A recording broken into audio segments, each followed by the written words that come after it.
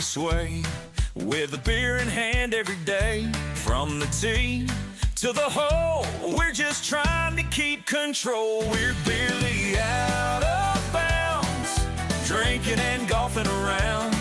A toast to the fairway we raise, for the love of the game and the haze. A swing and a miss, oh what a sight. We laugh it off with delight. With each swig from the can, we're the best at this plan. We're barely out of bounds, drinking and golfing around. A toast to the fairway we raise, for the love of the game and the haze. No matter the score, we're here for the fun, the sun, the laughs and the pun. So here's to good times and great friends we found in this game where we're barely out of bounds. So grab your clubs and enjoy your brew. We're here to make memories come true in the world of golf and beer. We're barely out of bounds. Cheers.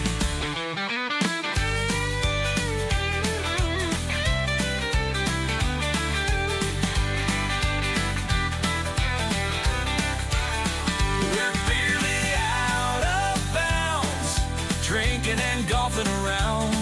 A toast to the fairway we raise, for the love of the game and the haze. For the love of the game and the haze. No matter the score, we're here for the fun, the sun, the laughs and the pun. So here's to good times and great friends we found in this game where we're barely out of bounds. So grab your clubs and enjoy your brew. We're here to make memories come true in the world of golf and beer. We're barely out of bounds. Cheers.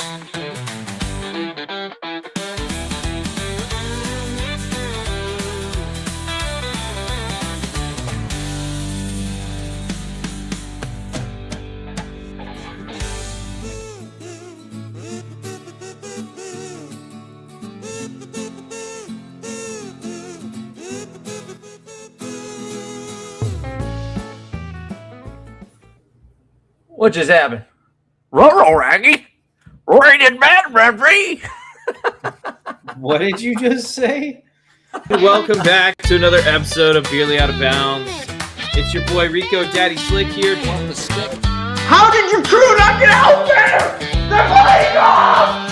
On the green, we sway with a beer in hand every day. From the tee to the hole, we're just trying to keep control. We're barely out of bounds, drinking and golfing around. A toast to the fairway we raise, for the love of the game and the haze. For the love of the game and the haze. I don't know if it's about to this live. I don't know.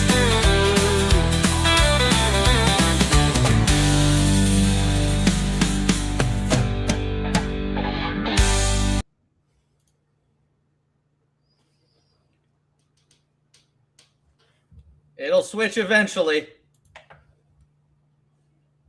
There we go. How about that? Welcome back, everybody. Welcome back to Yearly Out of Bounds. We are doing the final round Masters preview. Zach, how have you enjoyed the coverage so far in this Masters tournament? The coverage or the event? The whole event. I mean, the whole event. I've really enjoyed the event. The golf's been great. The coverage I have some issues with, but you know, it's neither here nor there. What do you have issues with the coverage for? CBS always does a pretty damn good job. Come on, man. We'll get into it in a little bit. Okay. Don't hate, appreciate. Don't hate, appreciate. I'm not a hater, dude. I'm one of the least hateful people I know. Well, we've got, we're going to keep it short tonight just because it's late. We want everybody to get a good night's sleep so that they're well rested to watch the remainder of this coverage for the 2026 Masters Championship at Augusta National.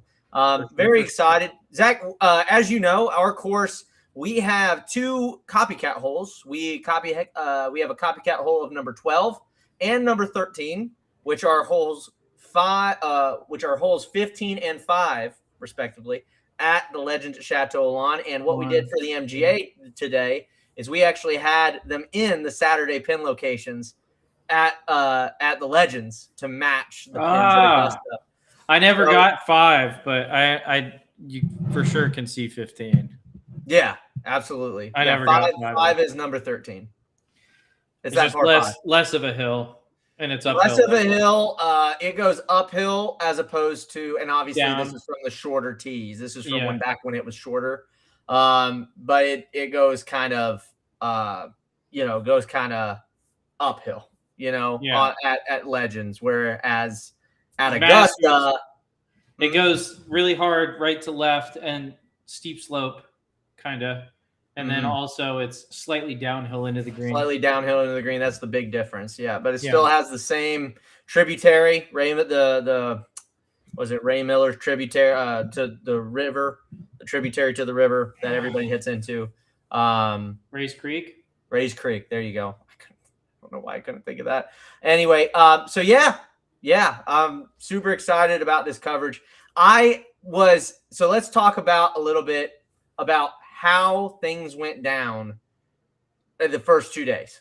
Yeah. Let's talk about that real quick. Zach, what are you surprised at who made it and who didn't? Who is your biggest surprise in the Masters this year? Hi, Mom. My biggest surprise. Hola, madre. I have two big surprises from this year at the Masters. Number one surprise has got to be Bryson missing the cut. That's got to be the number one surprise. He was playing very, very well coming into this event. And I think halfway through day one, I kind of had the feeling he wasn't going to get it done. Just because it was the same thing we saw in the final round last year where he could just not hit greens with his irons. Yes. He wasn't playing great off the tee, but the 90th, this is a crazy stat. The 90th in terms of driving 90th place out of 91 players in the Masters. 90th place through 2 days for driving accuracy was Rory McIlroy. Okay. So, it goes back to what we were talking about in the preview show, in the Masters cast, where you can miss it a little bit out there. The rough's not super punishing. As long as you know how to play the course. Bryson would hit good shots, find fairways, but he was long and left almost every approach shot he hit with a short iron in his hand. It was ridiculous. Yeah, well, let's just go real quick. I'd love to.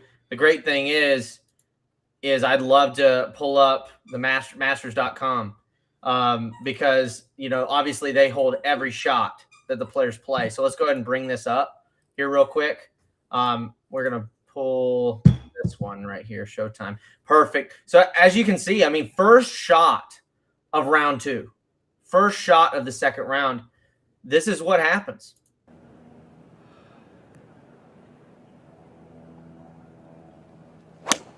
He's got a hybrid in hand or a high wood. Yeah. Hits it in the bunker. Like the one place you can't go there. Yeah. He'd be better off taking his driver. You know, he really would. I'm not joking. He really would be better off taking his driver, clearing the trap. I know it pinches off, but he's better going through the fairway and left there on that hole. Yeah. I don't understand the decision-making process on that shot. I don't understand how Bryson was so off after. It was shockingly bad, and it was, and you could see it in his reactions to his approach shots. He was just like, I can't. he was just kept saying, I can't stop it from going left. Like it's just going left. Like, why is it left every single time? Mm-hmm. And it was just it was very interesting display. He didn't quite have the mental breakdown that Bobby McIntyre did. Mm-hmm. But yeah, Bobby McIntyre, who was reprimanded apparently post round 2 by the Masters Committee for obvious reasons. For obvious reasons. Yeah. And then we could talk about Bryson a little bit more, but my second surprise was Akshay falling apart on the back 9 to miss the cut. Yeah, because he looked in control, and then he made the turn, and I think he went bogey, bogey, double. It's insane how the mind games that the Masters can play. Amen Corner can just come out and snag you. So I mean, he went from 2 under to 5 over in the span of like 5 or 6 holes. Yeah, he did. It was, and then he got back inside the cut line, and then I think he doubled the last. Yeah. So, without further ado, we've got to bring in our guest. Otherwise, he's going to probably fall asleep at the wheel, and we don't want him to die. Is the putter whisperer calling back in to tell us what he's seen in the putting strokes of the players at Augusta. He's going to go over, what he's seen as far as how they roll in it, why they missed the cut. Let's go ahead and listen into the putter whisperer. Kevin Smith, can you hear me? I can hear you. Can you hear me? We can hear you just fine, sir. Can you hear me? Can you hear me? I can hear you this time. What a great time to be alive. Woo! Got my little garage beer here. Nice. There you go. So, he stole it from me, Zach. He stole the garage beer from me. He said it was really good. I thought it would be a beer that he would like because we don't have Coors Light out there, but we got garage. He said it was easy drinking. That's what I remember him. That's the goal. That is the goal sometimes. Yep. After the last podcast, I actually threw my guts up. Yeah. So the sweetness. The least surprising news of the day. The least surprising news of the day. So, dude, it was so funny. So it's just Tommy, so sweet. Sorry. Yeah, that's why it wasn't good. It is hammered, dude. Come on. Oh, come on, man. I drank. Go back and watch that podcast, and you tell me you aren't hammered. I drank 2 of them, brother. Then you're a lightweight. I don't know what to tell you, dude. No, I'm not a lightweight. It's just sweet. But I had just the tinges of a hangover after the last podcast. Just the tinges of one. Just the tinges of one? Just the tinges of one. But Dad, go ahead and tell us what you're seeing on the greens out there at Augusta, from your living room to ours, and I'm gonna go make a drink real quick. All right. Got the azalea, by the way. We didn't cover what drink we're drinking. Drinking the azalea again. Oh, I'd have made myself one if I'd have known you were drinking that. Well, he's going to drink something else. I don't know. Oh, okay. Yeah, this isn't the real Beerly Out of Bounds. This is just a preview of the final round at the Masters. The thing that I think grabbed my attention, this is going back to yesterday, but Jesus, Pete, can somebody teach Bryson DeChambeau how to hit a bunker shot for the love of Pete, man? Oh, my God. So bad. Apparently, iron length, wedges is not the way to go. Who knew? Man. Who knew? I mean, he reminded me of me coming out of those greenside bunkers. But back in the day, I think I actually play it better than that now. So little bit on 11, little bit. Yeah, pretty bad on 11. Yeah, really man. bad. Woo! 2 days in a row, he did that, right? Yes. So. Yes. He's on his computer. Yeah, 11. Anyway. 11 got a lot of people. 11 got Rory McIlroy today. Put it in the water on 11. Yeah. Bad shot. I mean, how? Like the overdraw on that thing was ugly. The one thing you can't do, he did. Yeah, I mean, you can hit a cut. You can hit a cut into that green. Left. Yeah, you can hit a cut into that green. Yeah. Like, what are you doing drawing it that much? I don't know. Maybe he towed it. It went awful right for it to be a toe. You know what I mean? It just hooked around, you know? Yeah. So anyway, I don't know, man. It was reminiscent of that very first time Rory McIlroy held the lead at the Masters today. It really was. I mean, everybody and their mother was under par today. That's true. You know what I mean? Everybody. Some of them should have been a lot more under, actually. Correct. I mean, yeah. Scheffler, I mean, if he loses, you know, and I don't think he can come back. I really don't. I too many people ahead of him. But, I mean, he could have easily been 9 under today. You know, at the end of the day, 9 under. Well, then that would have been today, too. I think he started at even par, so he could have easily been 9 under. Yeah. And I disagree. I don't think he's out of it. I don't think he's out of it by any stretch of the imagination. Oh, yeah. He's 4 shots off I the hope lead. you're right, but he got too many guys in front of him that can play. Does that matter? I mean, we saw what happened with Rory. Rory McIlroy's been there. We saw what happened to him round 3. Scheffler's definitely not out of it. Do that 2 days in a row, though. I don't. We've seen it before. We've seen Scheffler do that before. Yeah. We've seen him put together 2 good rounds. Special round to make it, though.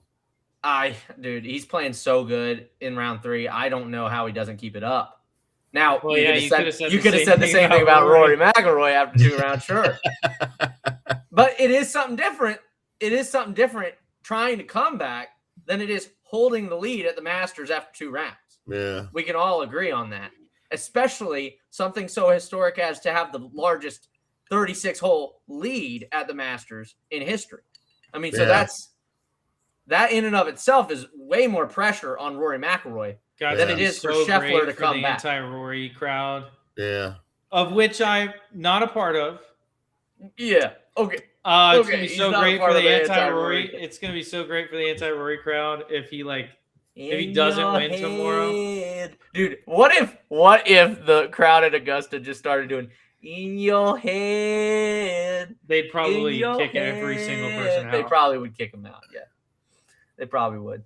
But it'd be funny as hell. It would be so funny. Rory, but it'd be really good for the anti-Rory crowd if he has the largest 36-hole lead in the tournament's history and loses. Yeah, I'd say it. I'd say you're right. I just can't believe he's not holding the lead, at least by a shot, right? That's the most astonishing thing. I mean, all he had to do was go out there and shoot even par today. Yeah, exactly. And everybody's under par. And so let's go back to that. I think this was where, if you look at Rory's round, he's even par through 9. Let's see where it all fell apart. He birdied 10, and then we look at hole 11. Hole 11, we're going to go to the second shot here into this green. Let's go ahead and pull this up. I mean, this thing is hooking.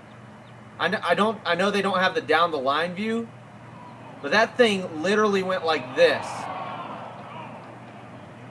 And then we go to shot 3. Oh, no video available for this shot. Come on, Masters. That's it. It'd be shot 4. Oh, that's Just. You'd think he'd make that, wouldn't you? Yeah. And then this. Just astonishing. Yeah, it was kind of reminiscent to me of, I don't even know, you guys may have been too young, but I'm an old goat. So I remember when Greg Norman held the 54-hole lead. Don't say that, Dad. He was making every putt from 4 or 5 feet, scrambling. And at some point, you're not going to make those putts. Yesterday, Rory made everything he looked at, hit it in the tree 700 times, got out unscathed. At some point, all of that catches up with you. Yeah. I mean, it's like dude, I don't know. That's like a 4-footer. Well, we know how he does with 4-footers breaking away downhill. We know his history with that putt. Yeah, no, he does not have a good percentage, does he? He does not have a good percentage. Specifically in big events, 4-footers downhill breaking away, not his favorite. Not his specialty. His forte, they are not, dude. like I remember, I just remember that back in even when he beat Justin Rose, right? He had that breaking away putt. Yeah, it was the on same. 18th. It was It's breaking the same away. putt. And the only reason I think he made that second time is because he was like, I'm just gonna aim like super far left, and if I push it, I push it. You know what I mean? Yeah. I really think that's what happened. Now I don't know that, but I'm just saying. But I remember back whenever it was just regular PGA events back in the day, he would just struggle with those putts.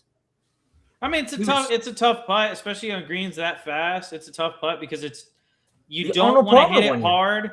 You don't want to hit it hard. You kind of want to baby it, but if you baby it, it's going to break more. And this is actually something I saw a lot today from a guy that a lot of people had high hopes for coming into this event. And he's played fine. He's played perfectly fine, as some might say. Jordan Spieth on the greens is just kind of dying everything at the hole, which if you think back to when he was at his peak, right? That like 2014, 2016 era when he was playing really, really well. When he was going through that, his big thing was from 8 feet, if that thing doesn't hit the hole, it's 5 feet by. He putted with a level of confidence he just does not putt with anymore. And so today I was watching him on a few holes, and it just seemed like everything was coming up. It was breaking below the hole. It was coming up short. It just wasn't quite getting that last revolution to get it in. And he had some opportunities today to potentially put up a good number. He was hitting it well, but just kind of. And I think it's these greens again. This is the biggest defense of the course. Although when you're putting from 5 feet every time, shout out to Scotty Scheffler, they're a lot less scary.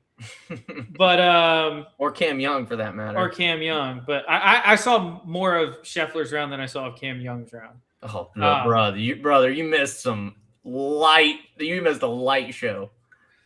But I mean, Scheffler was literally like I was watching him, and every shot was just like perfect.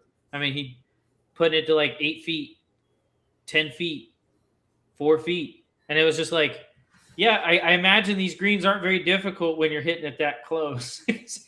Well, I know that I don't. Then you miss, right? I don't know if you guys have the same feeling watching the coverage, and maybe this is just because I don't have a way to objectively measure this.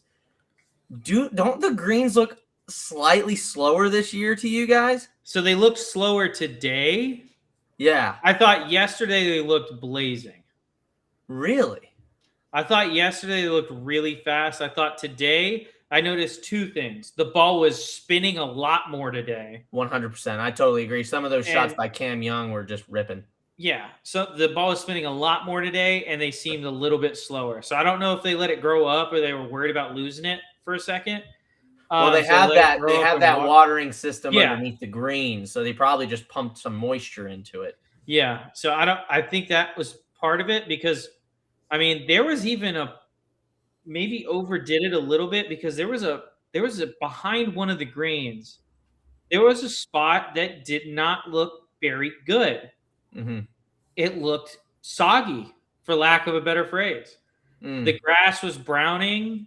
Like, it didn't look like Augusta National. They were for sure watering some of the fairway areas and some of the shorter grass areas because Scheffler, we hadn't gotten rain last night, and Scheffler got a mud ball later down the stretch. I believe it might have been on hole 15. It caused him to have go a bit awry on his second shot, but I'm not sure about that. But it looked like they might have. Either way, I think they might have overwatered a little bit. I think they might have because there was I'll never. It'll always be in my mind because it's the only time I've ever seen like, wow, this doesn't look like Augusta National, and I can't even remember.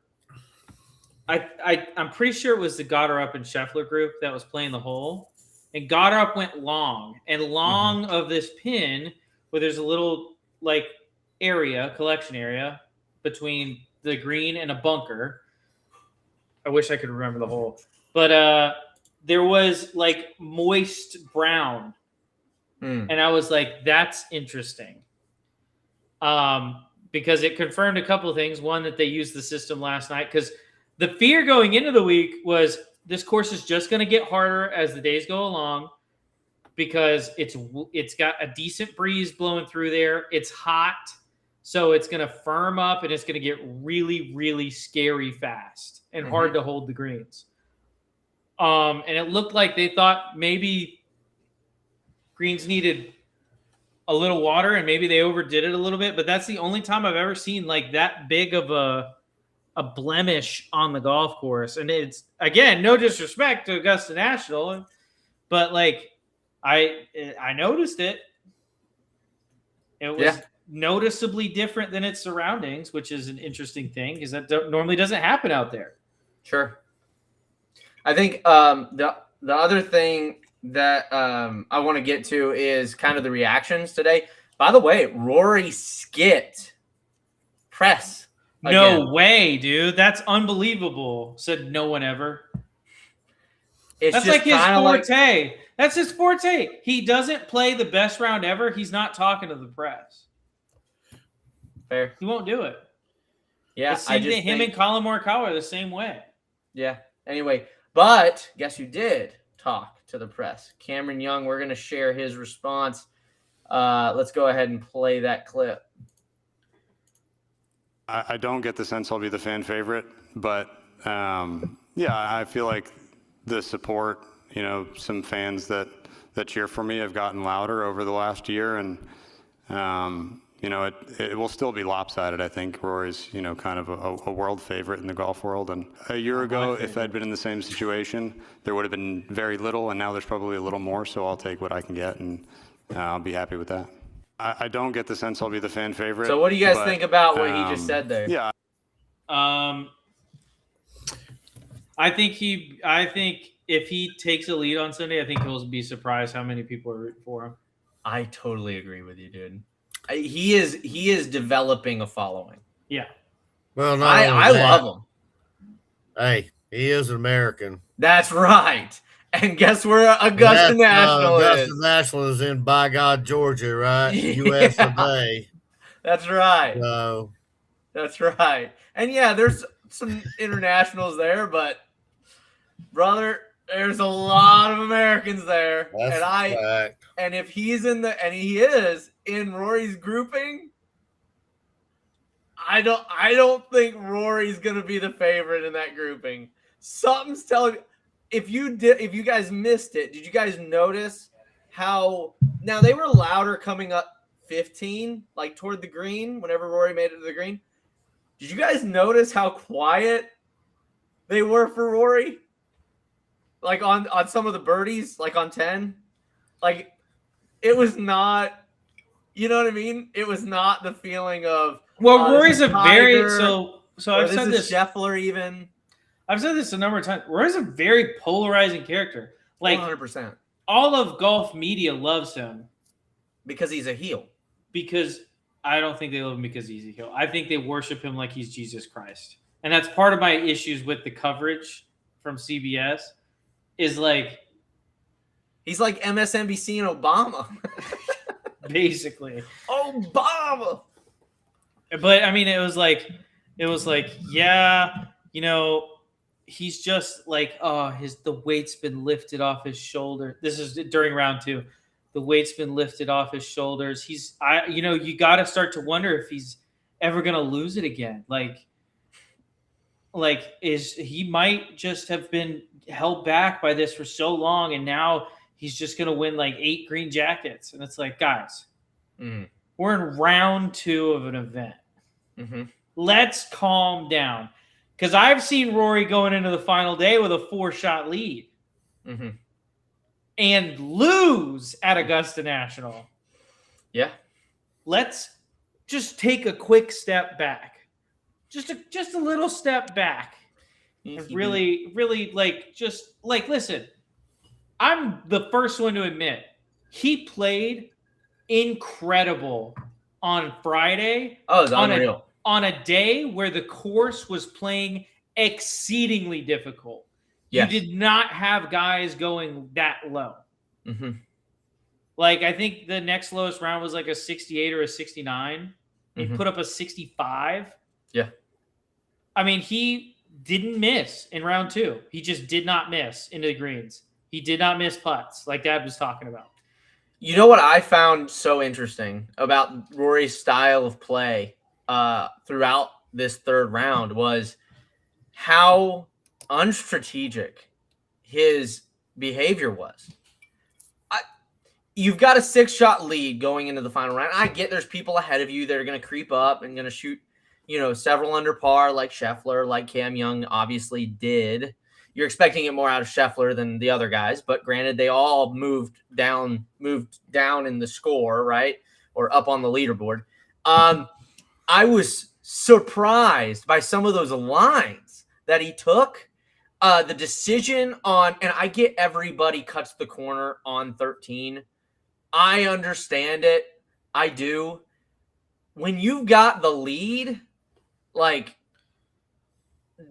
brother, dude, take a 3. You hit your 3-wood so damn far.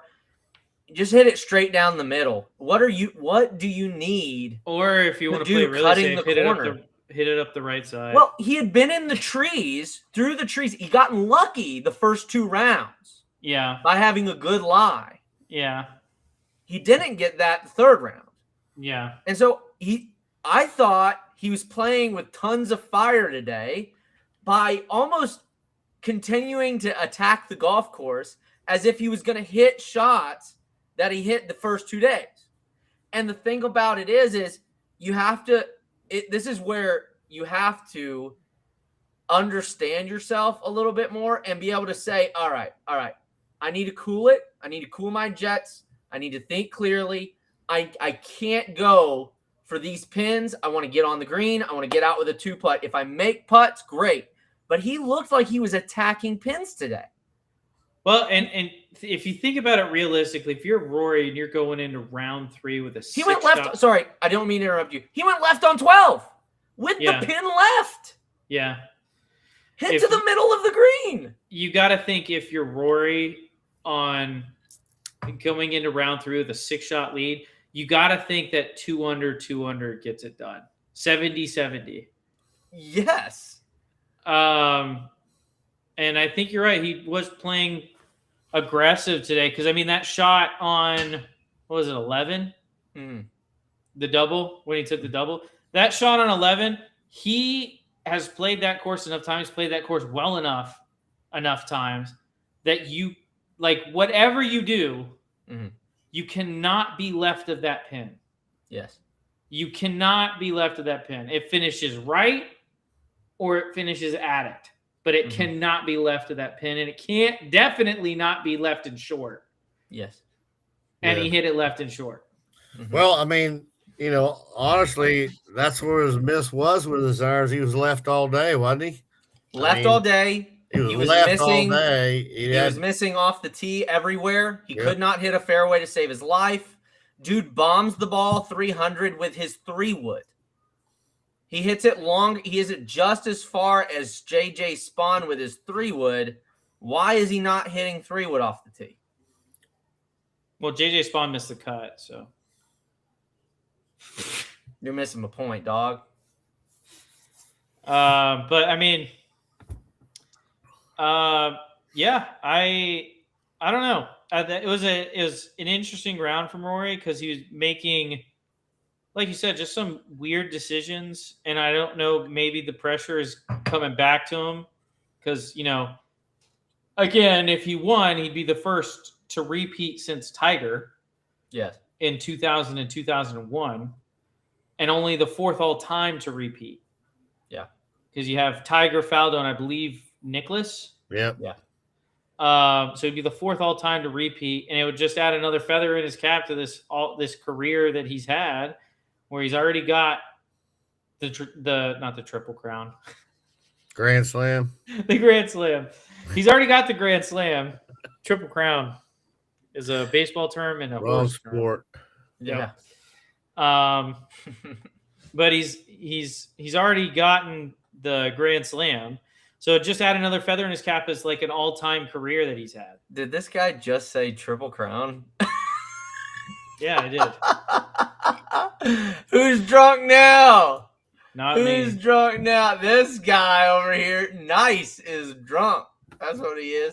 Anyway, just wanted to wish. show people this, and this just further leads to what I was saying about driving the ball. I'm gonna go ahead and share this tab. This is his driving distance metrics. So the gray is the ones collected on number 5 and 15. I mean, look at this. 341, 327. He had his longest day by far in on round three with a 6-shot lead. And then He was losing trying a to shot. pound it. Yes. Yes, without a doubt. And that's just not how you're going to get it done, dude. Yeah. That's not how you're going to get it done. You know, greens hit. We look at ground. Look at what suffered. Boom. Look at that. 56. There's your shots. Yeah. There's your shots. Especially where he was missing. Yeah, you do another 72% green in regulation in round 3, you're leading it by 3 or 4. Yeah. And then it's an entirely different conversation. Yep. So, I don't know, man. I don't know what to tell some of these guys. And here's, I mean, the real thing, and this is the realest things that's been said so far, I think, is that what people don't realize is even these guys don't take the best strategies when it comes to playing the courses they play. Zach knows this. We see this all the time from guys that should be on tour that aren't, or are on PGA Tour Americas. You know, that can't get there, and it's because they make stupid decisions.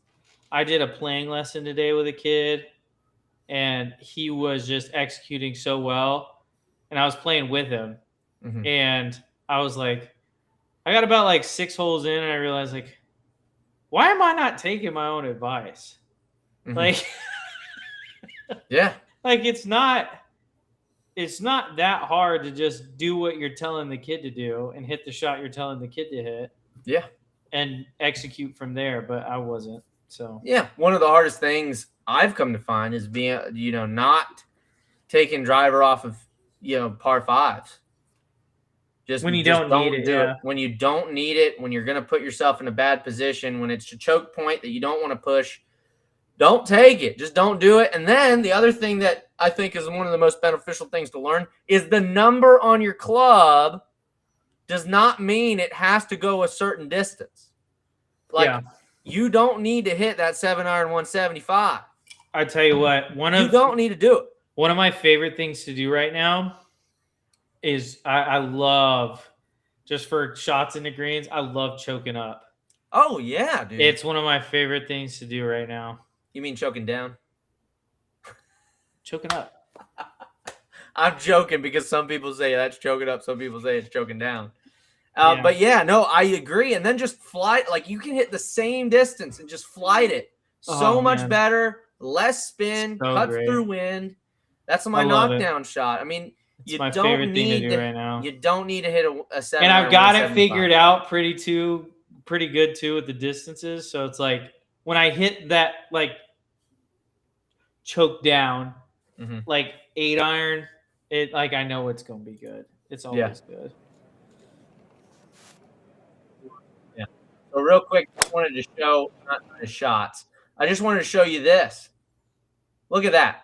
I mean, the tail of the tape here at Augusta has and will be, can you hit greens? Yeah.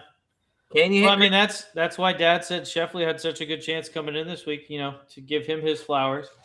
If Scheffler is, without a doubt, it's not really debatable, he's the best iron player on the planet. Yeah, I would agree. Long-term form, absolutely. Yeah. I don't think he's been the best iron player this week. I think for the most part, it's been Rory. First 2 days, I agree. Yeah. But I mean, and then you see Scheffler get it together, and I will almost guarantee you Scheffler's 7-under looked easier than Cam Young's 7-under. I will almost guarantee it. It looked like he was playing a muni. He was perfect. I doubt it. Let's go to Scheffler real quick. Why not? We're here. Let's go to Scheffler. We're gonna go to him. Let's go down here. I mean, I don't know, man. But like all of his birdies came from like short putts. It was insane. Okay. Yeah, he was. I mean, I saw him, and again, we talked about the putting thing earlier. I mean, he really didn't make any long putts at all today, and he missed several. I'd say at he least missed several, that like were well inside of 10 feet. I mean, he's lower. You know, he's 60. I mean, there was a legitimate shot for him to shoot like 63, 64. I think 63 definitely. I mean, if Cam Young birdies the last 2 holes, he shoots 63. He ties the course record. No, but I'm saying like Scheffler missed he missed like 2 putts inside 10 for birdie that could have put him lower. He also had a 3-putt. Scheffler? Yeah, he had a 3-putt. Yeah. So I mean, like it was one of those rounds that's just like, this guy's playing so good right now. Like so good. It looked easy. I think a little bit of it has to do with the fact the greens were much softer than they were yesterday. Yesterday it looked like bricks. Today they look significantly softer. I apologize. Scheffler didn't have a 3-putt. He had 0 3-putts. My bad. I didn't think he had a 3-putt. I read that wrong. It's right here. 1.44. He putted really, really well. If we go to Cam Young, let's see the difference between the two. Putting. Yeah, I mean he putted better than Cam, way better than Cam Young. Cam Young. I think that putts per hole is just proximity. It's proximity. I mean, I honestly believe that because, like, again, watching Scheffler play, it was just like he was 5 feet from the hole like 6 or 7 times today, and it was just like no one's even coming close to his proximity. No one's even coming close. No one on the course. Cam had to drain some longer birdies. Like on 16, that was a longer birdie into that to that back right pin location. Yeah. You know, so beautiful hole. 16 is one of my favorite golf holes to watch on the planet, I think. Just because there's so much history there, you know, with Tiger, the chip in, the hole outs. Yeah, 16 is so great. Anyway, let's real quick. Let's make this a little more lighthearted here at the end, because we're coming up on 42 minutes. What is your favorite hole at Augusta National? Let's start with the putter whisper.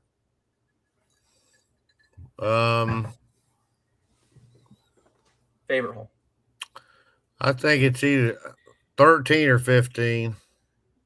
13 or 15, the par 5s? Yeah, I really think they're both pretty cool holes.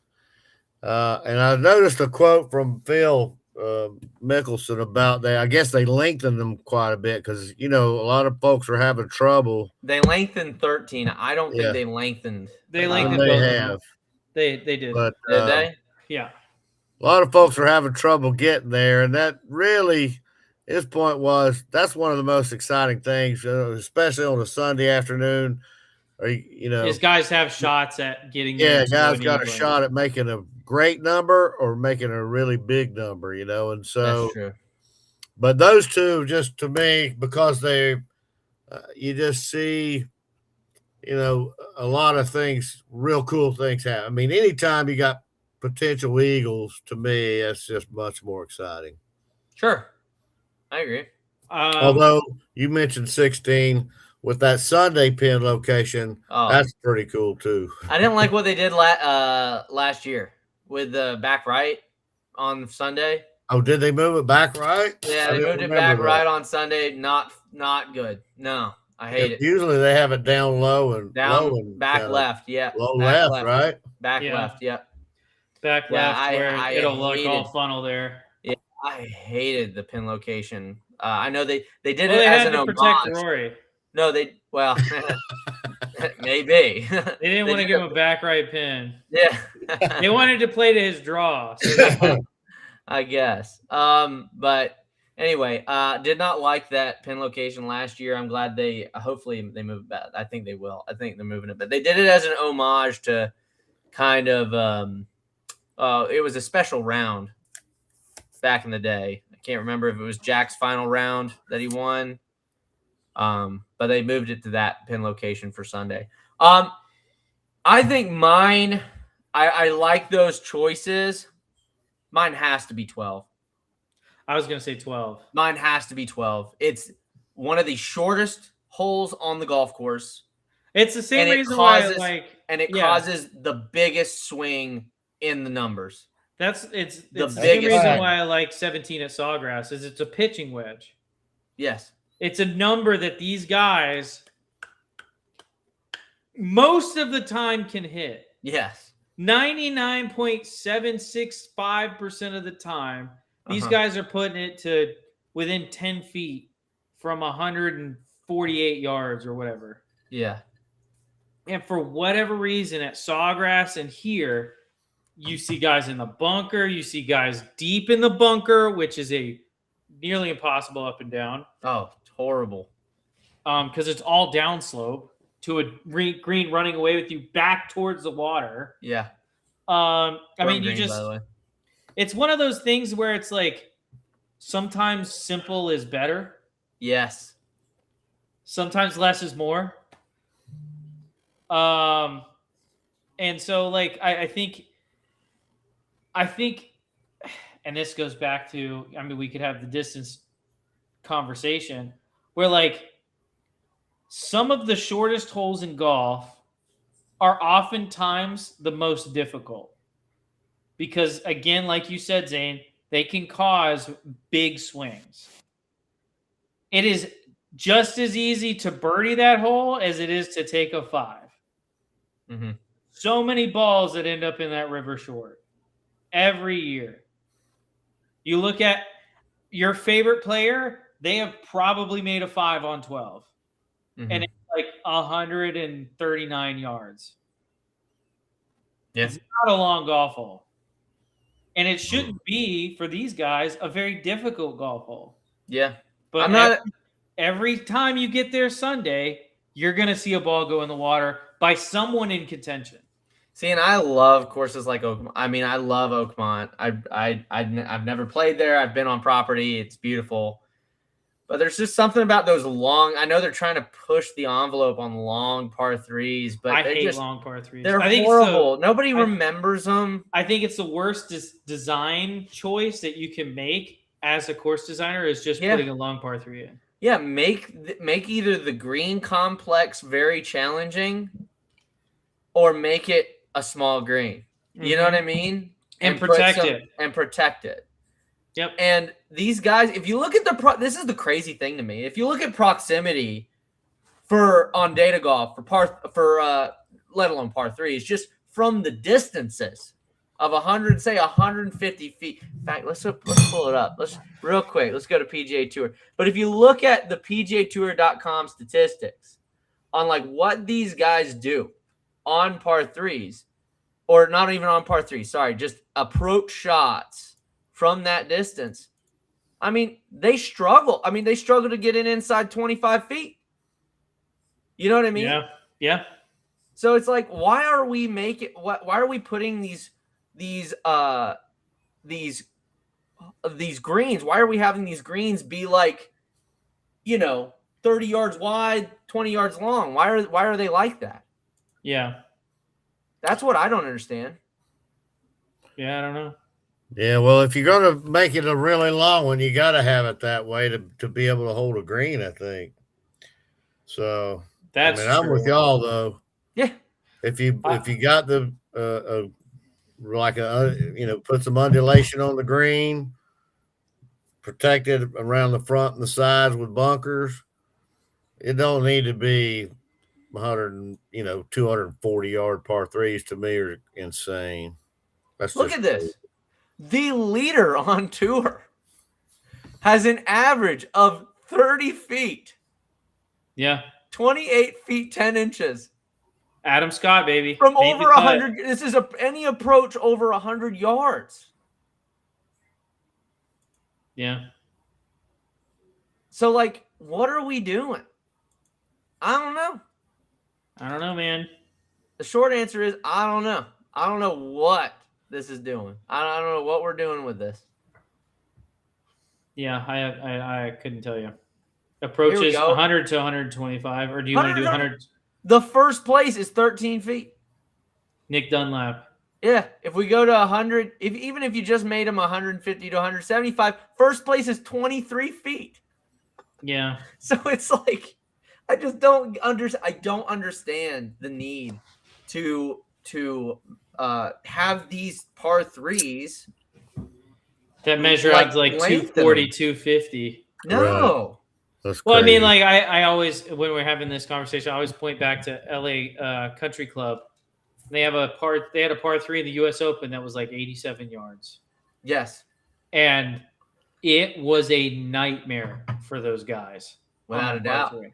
Because the green complex is tough. If you miss the green, you're taking bogey at best. Huge slopes.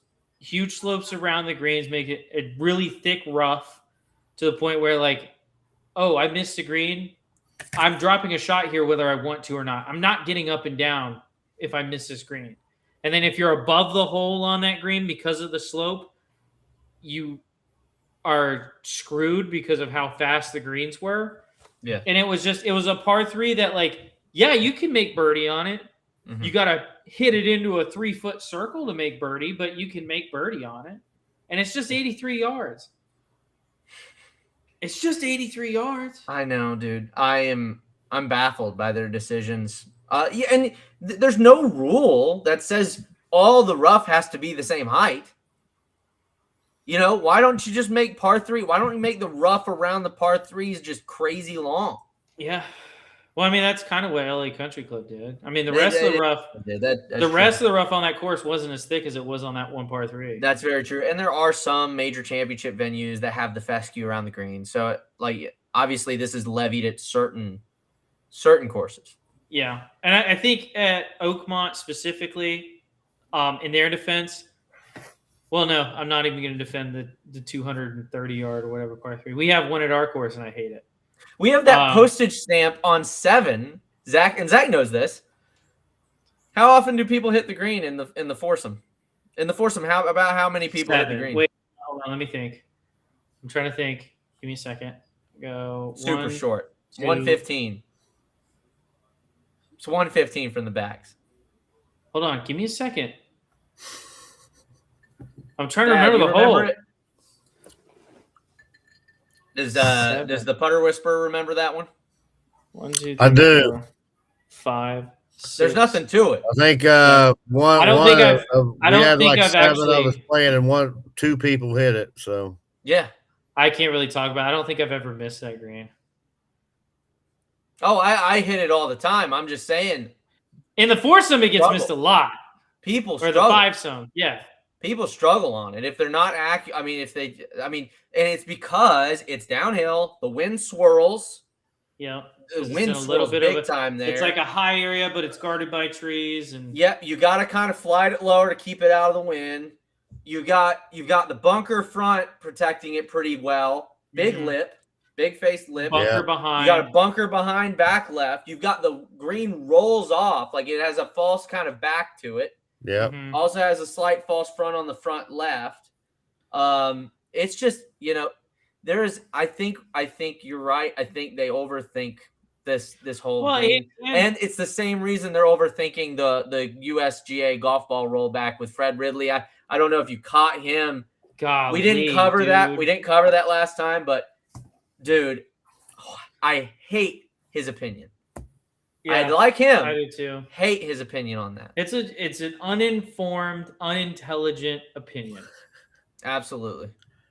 It's because In other words, Zach's saying it's retarded. it's not what I said. It's uninformed and He is unintelligent. It's uninformed and unintelligent because distance.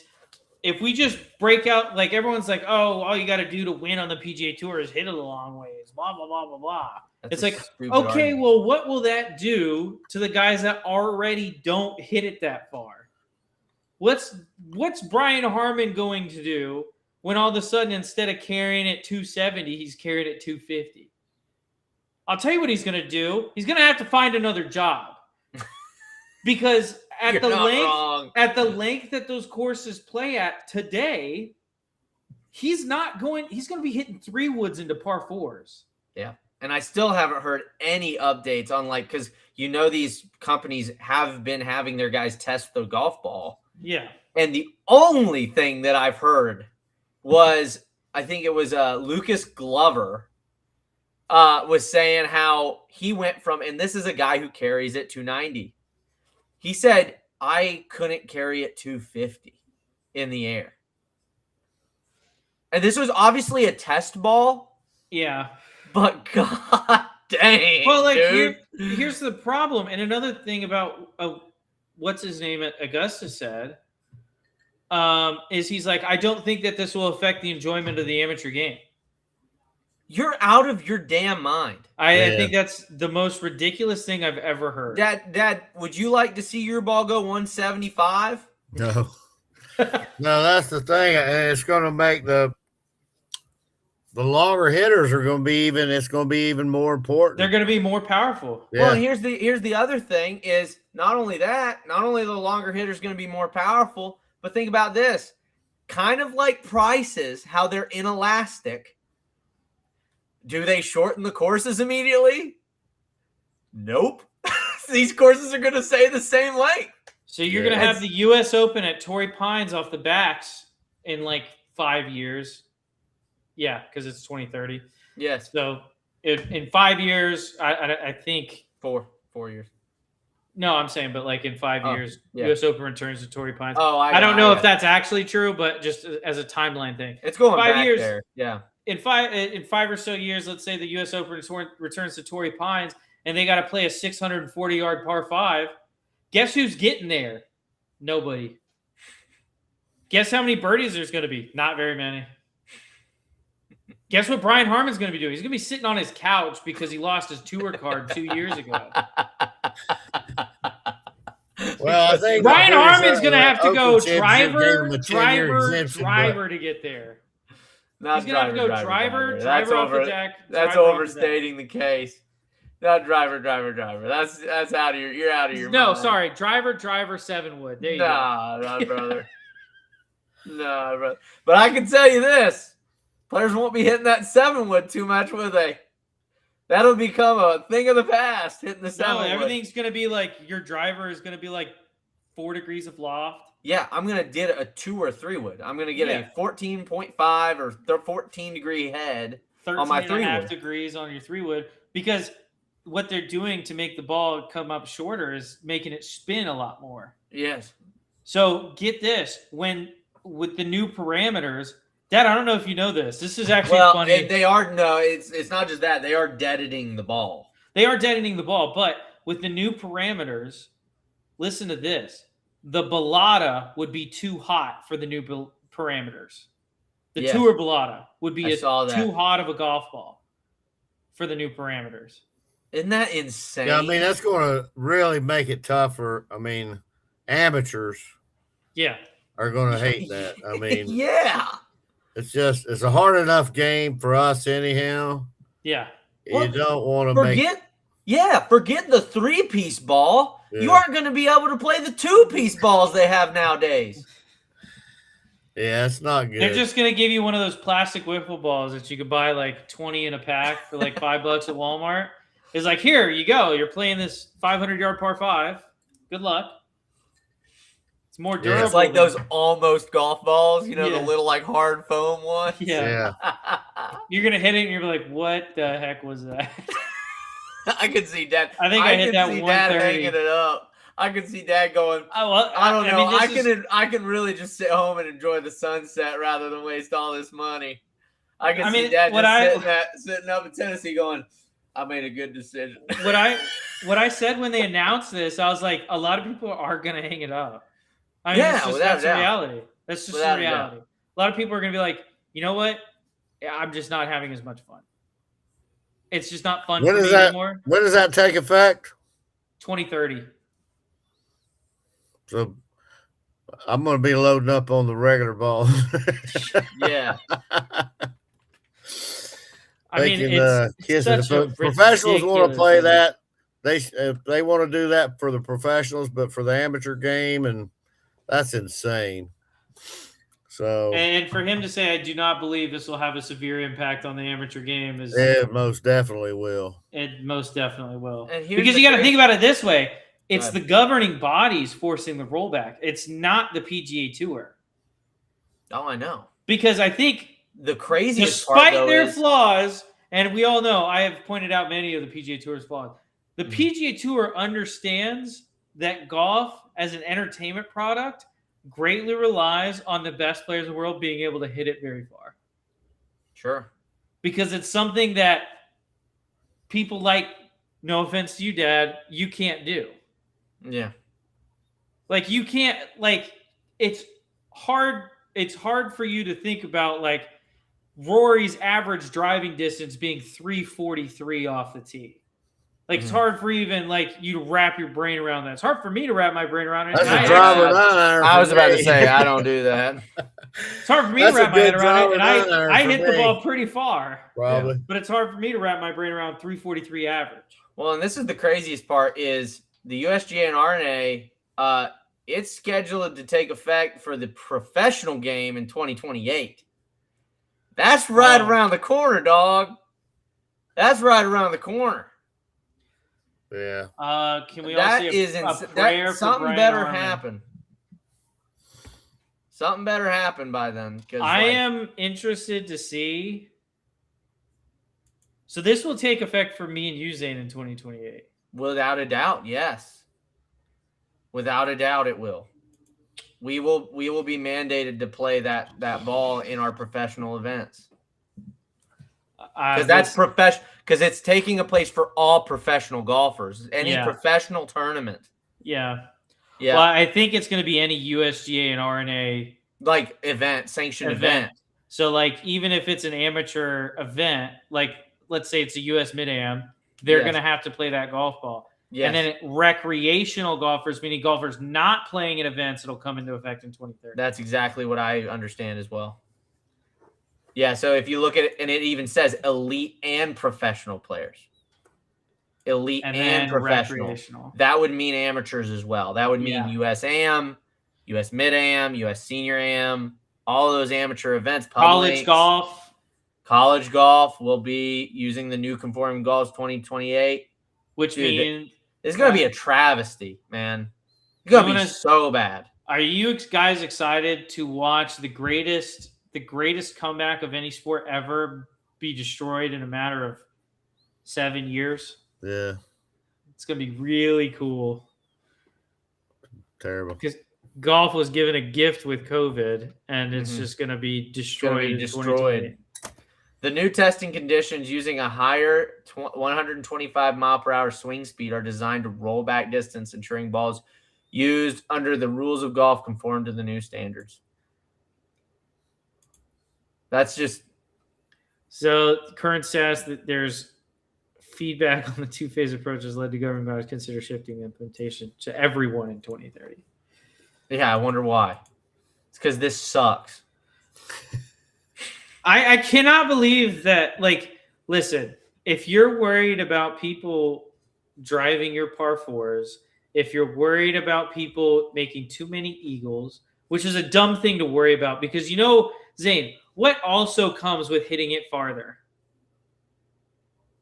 Hitting it closer? I don't follow. No. What comes with hitting it fast, swinging faster, comes more inconsistency. Oh, yeah, without a doubt. It has to. It has to, yeah. So all you do to protect these holes is I know exactly what you're about to say. Yeah. make Yeah. the hole more difficult, and distance doesn't make it more difficult. Well, the thing that I don't understand, dude, and I didn't even thought about this the other day is and we're coming up on time here. Obviously, we're a little bit over hour 4 minutes, but dude, just the gears effect. You know what that is? Yeah. It's hitting on the toe, Yeah. bulge face makes it push right, and then come back to the center. I don't see him saying, "Hey, let's tone down the gears effect, Yeah. make it harder for that club Everything's to a go flat straight." face from now on. Everything's a flat face. That would make it so much harder. Yep. It really would. Shortening the club. The club has gone from 43.5 inches with driver all the way up to some people having 46 in their Yeah. bag.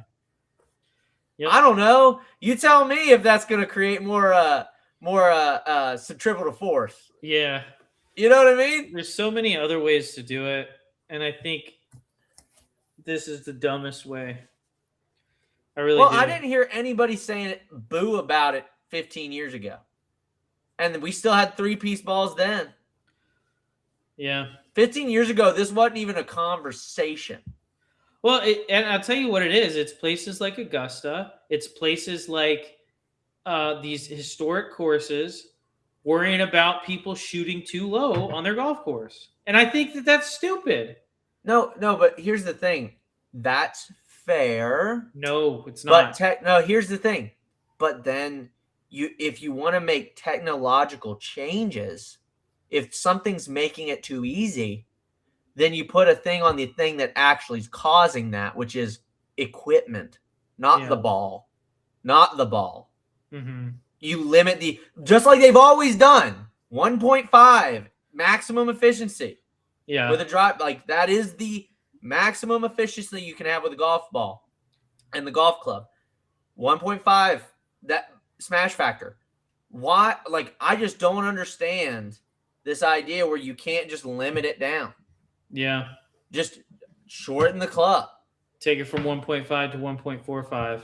Smaller CC head. Smaller Flatten CC the head, face. Flatten the face. It's This 1,000 is ways not to do hard. it. This ain't not one hard. of them. This ain't one of them, dog. Anyway, that's a great place to end it. Thank you guys so much for Actually, joining us. before we sign off, who do you guys have winning it tomorrow? Cam Young. Dad? Okay. Dad? Sorry. Who do you have winning it? But I hate to say that. I think Rory's going to win, but Wow. I would like to see Cam Young, I think, win it as well. That would be pretty cool. That would be 3 Players Champions in a row that won the Masters, right? So I think so. That's wild, isn't it? That's pretty crazy. That's pretty wild. I think Cam Young's taking it down. we may. I I think I'm going to go with the guy that I think's been the most consistent this week, and we haven't talked about him enough, but he's right there, and that's Sam Burns. Yeah.